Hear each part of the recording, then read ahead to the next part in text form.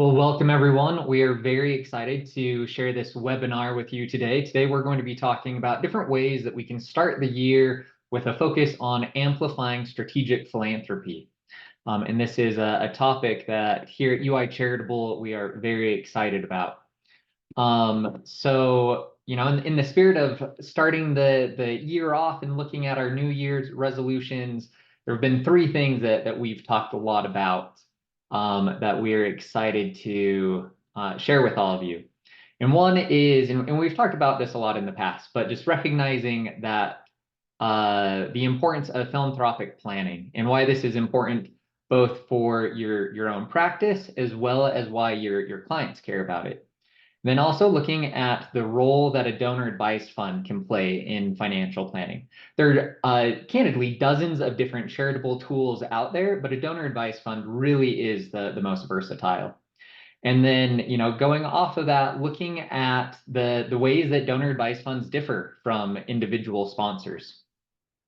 And so let's just go ahead and jump into this. So the first thing that we want to talk about is recognizing that charitable strategies matter. So these are stats that we've shared before, but I think this is really important to go over. There was a study done. This was a benchmarking study of 1,200 independent RIAs and family offices. And one of the things that they looked at were firms that offered charitable planning compared to firms that did not offer charitable planning. And so in looking at that comparison, firms that focused on charitable planning, that had developed expertise in charitable planning, had 6 times as many assets compared to those that don't. In looking at their organic growth, they were growing 3 times faster.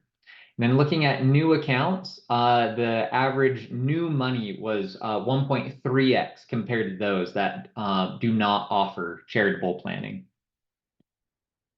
The other thing that they looked at that I thought was just really compelling was this Net Promoter Score. So again, comparing advisors and firms that specialize in charitable planning, that have an expertise in charitable planning, compared to those that don't.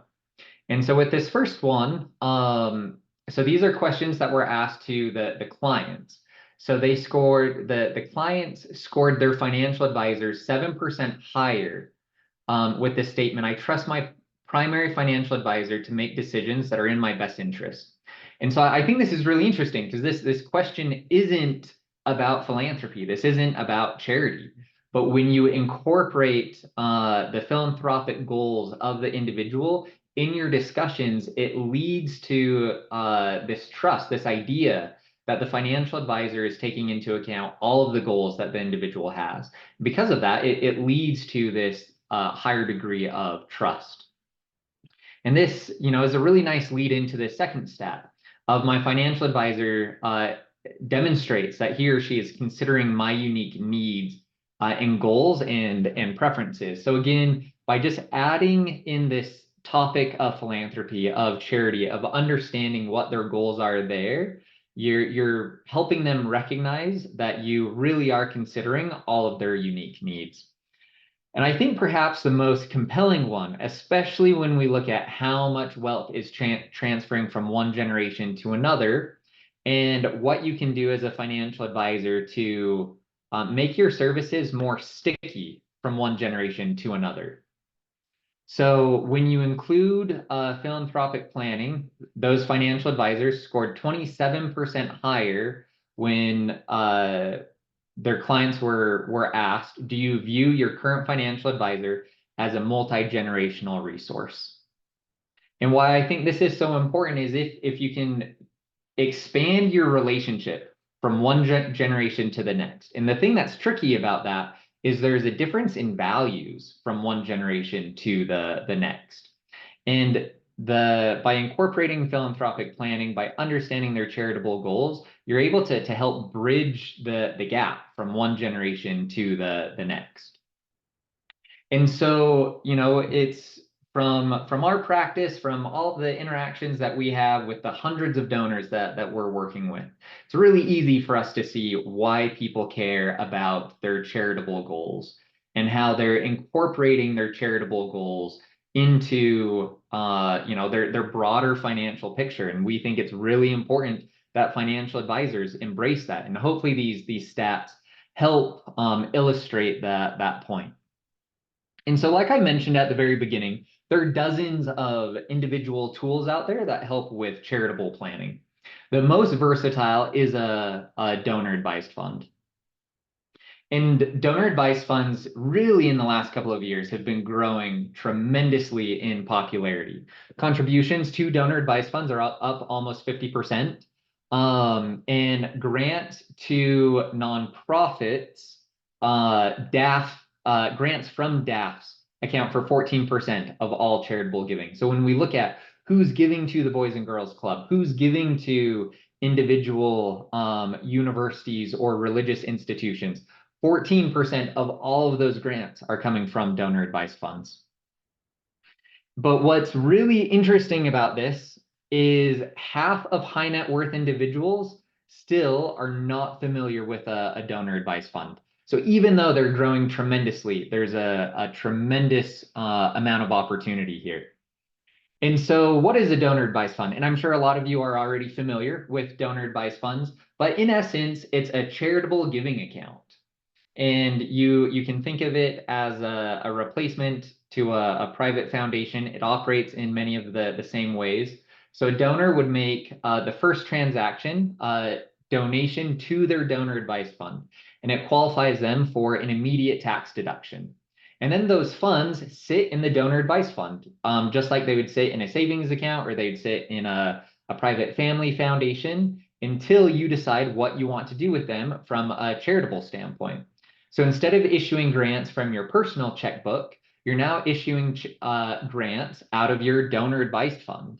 And just like you can do it out of a private family foundation, you can issue grants domestically, internationally. You can do grants, recoverable grants, impact investments. So there really is just a tremendous amount of flexibility in the organizations that you can support.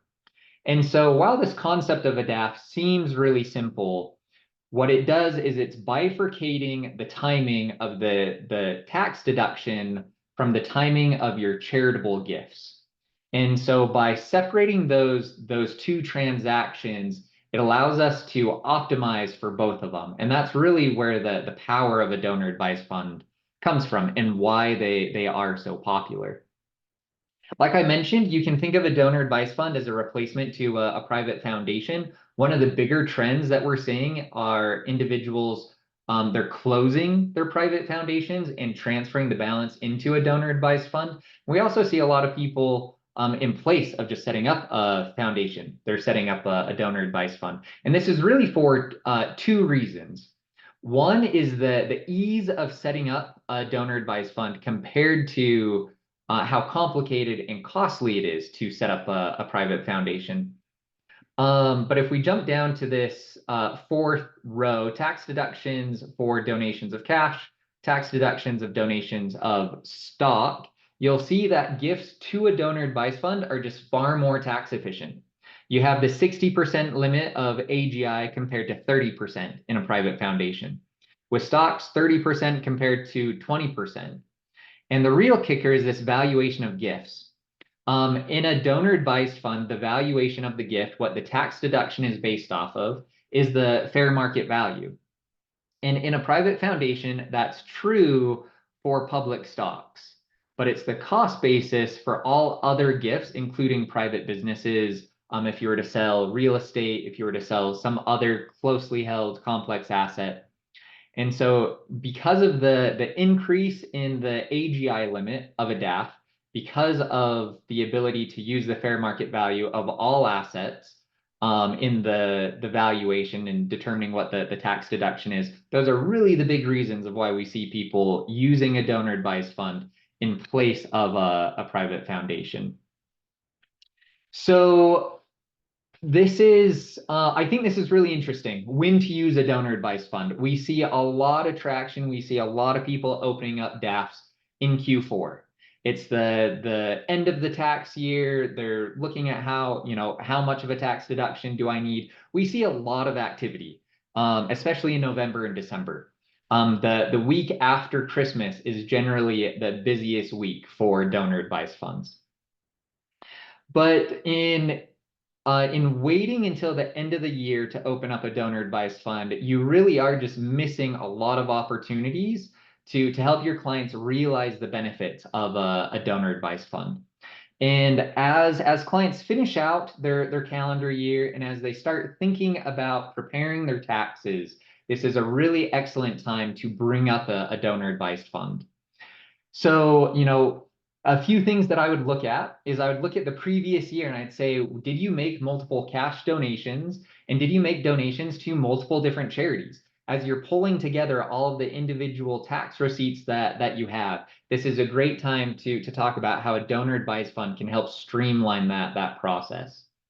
Looking at the frequency at which they're donating, and we're going to talk about the benefits of charitable bunching, but to see if they can time the giving of their charitable gifts to optimize for that tax deduction. At the end of the year, we see a lot of people go through the exercise of tax loss harvesting. And kind of the sister to that is rebalancing the portfolio and looking at the different ways that a DAF can play into rebalancing their portfolio. So we're going to jump into some of these strategies. But again, I think between the end of the year and when the client is preparing their taxes really is an excellent time to bring up a donor advised fund.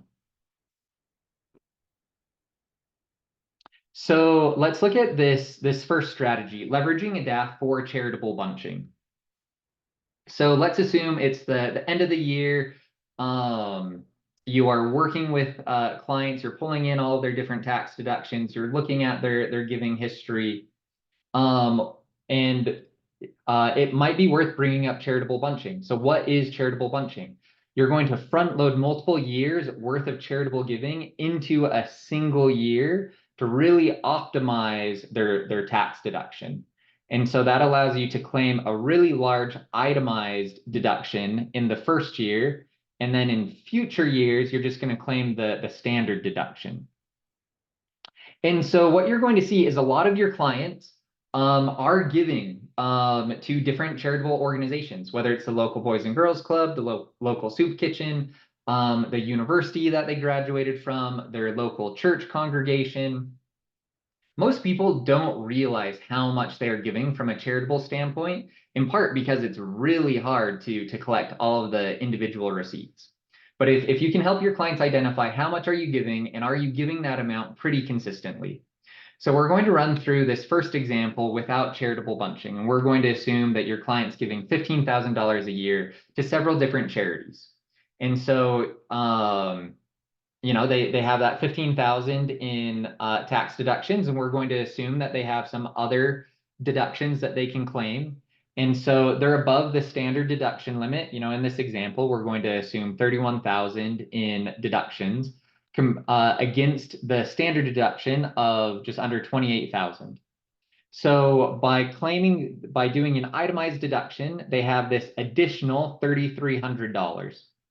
So if we take this out over a 5-year period, the total donations, we're going to assume they're donating 15,000 every single year, is 75,000 in charitable gifts. And that total tax deduction is going to be 155,000. So it's this 31,000 times 5.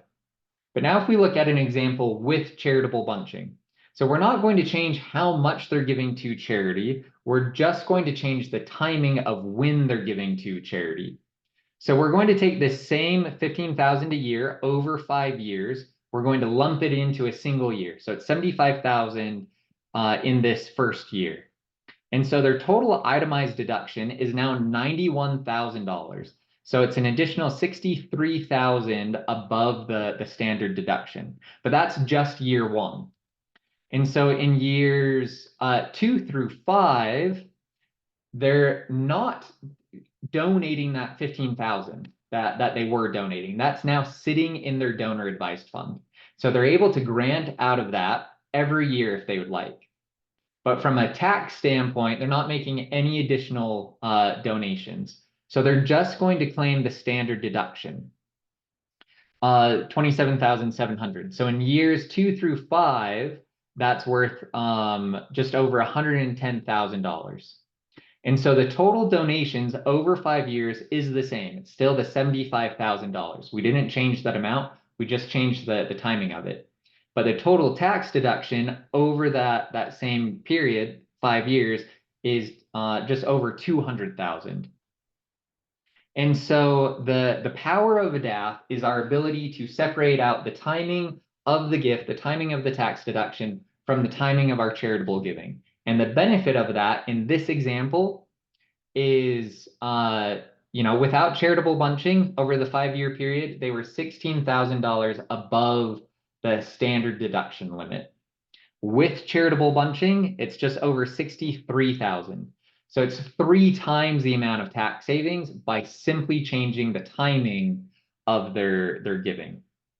And so again, it's the end of the year. You want to help your clients identify all the charitable giving that they've had. You want to engage in conversations with them to understand, is this the amount that you gave last year? Is this what you think you're going to be giving in future years? And if so, if there is that consistency there, charitable bunching is an excellent strategy. You should bring it up with your clients now. And a DAF is what enables all of this. This next strategy that we're going to talk through quickly is how you can leverage a DAF in portfolio rebalancing. So to kick this off, you do not want your clients to be donating cash. Cash is the least tax efficient thing that they can give to a charity. But over 70% of all donations to charities happen in the form of cash. This should not be happening. Regardless of the amount that your clients are giving to charity, they should not be using cash. And so keep that in mind. And you're familiar with, traditional rebalancing. You're going to look at the portfolio. You're going to say, once a year as we review the portfolio, is it out of balance? Did stocks outperform? And if so, we want to sell some of those and move it into, perhaps bonds, and just, based off of whatever strategy you have in the portfolio, making sure that you rebalance it. But what you should be doing, assuming that your clients have charitable intent, assuming that they are giving to charity, in place of them donating cash, they should set that cash aside, do not give it to charity, and they should donate the strong performers to a donor advised fund. You let the DAF liquidate those securities, and you use that cash in the DAF for granting. And then the cash that you were going to use to donate to a charity, you should use that cash to rebalance the portfolio. And so the benefit of this is when you're not selling any of your stocks, you're donating those stocks, so you don't incur capital gains. And this is why you should never donate cash. You should donate appreciated assets, put those into a DAF, let the DAF liquidate those appreciated assets. The DAF does not, because it's a charitable entity, it doesn't have to pay the capital gains associated with those appreciated assets. And so again, this is a really simple concept, but it's actually a really powerful concept that can save your clients a tremendous amount of money. You're not changing any of their habits. You're not changing the amount of money that they're giving. You're just incorporating their charitable goals into your financial planning. In your annual review, you should be rebalancing the portfolio anyways. This is just something to layer on what you're already doing to bring together all of the different goals that your clients have. And so again, 2 major tax benefits: you avoid the capital gains and you get that immediate tax deduction. So that is a very simple but very powerful tool that can be used. So we mentioned this at the very beginning. Donor advised funds are incredibly flexible tools for charitable planning, but not all DAFs are created equal. And so 3 things that you always want to look at is what assets can be donated into the DAF that you're working with. You want to make sure that they will accept complex assets. You want to make sure that they have an easy, streamlined process so that you can donate whatever asset makes the most sense for your client.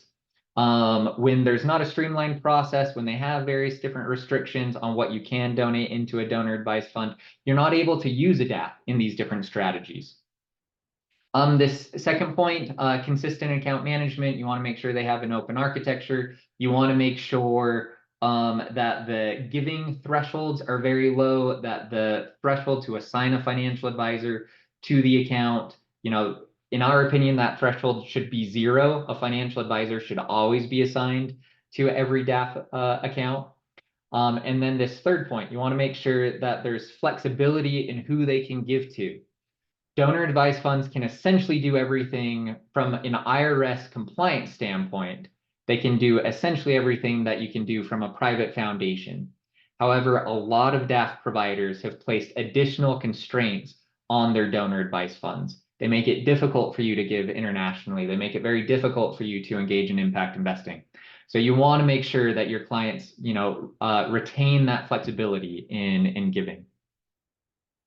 And so just a very quick recap, benefits of DAFs. This is the easiest way to engage with your clients and understand what their philanthropic goals are and help them accomplish those goals in the most tax efficient way possible. Looking at that tax efficiency, we want to make sure that we're always getting the fair market value of the assets that are being contributed to a DAF. We want to make sure that we have the flexibility of accepting all sorts of different assets. That allows us to better manage the capital gain, any capital gain liability on appreciated assets. And then just the ongoing management of a DAF. You want to make sure that it's set up in such a way that you as the financial advisor can manage the DAF. And a couple of things, hopefully I've set this up so that we can set apart, we can show how UI Charitable is very different than other donor advised funds. We have those 3 points that I was talking about. We accept a wide variety of assets. Anything that the IRS allows you to donate and receive a tax deduction on, we have a process for that. So whether it's, cash or stock, which is really easy, everyone does that, or, as we get into complex assets, whether it's an art collection, a stamp collection, as you're, looking at donating real estate or private business interests or cryptocurrency. We've made it very easy for the client to donate any of those assets. And again, we have our totally open architecture.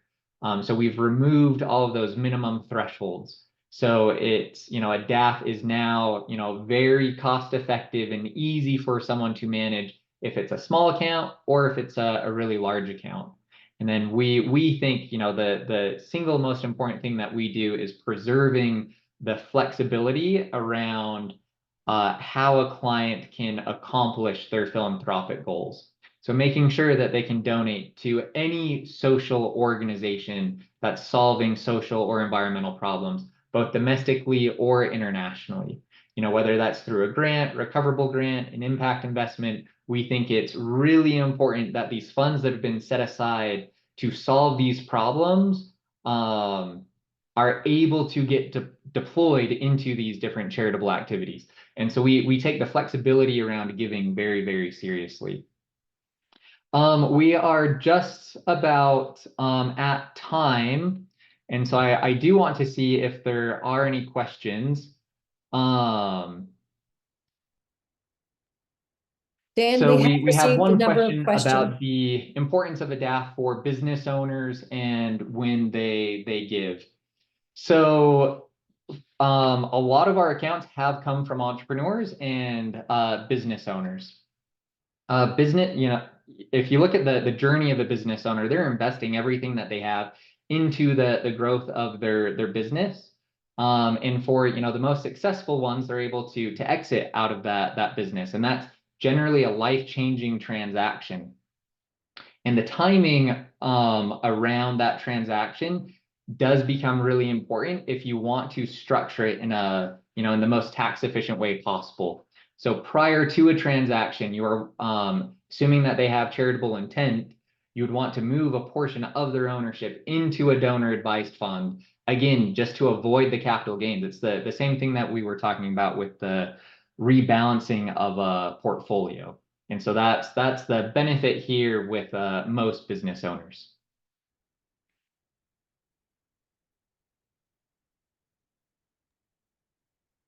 Dan, we have a number of other questions. Great.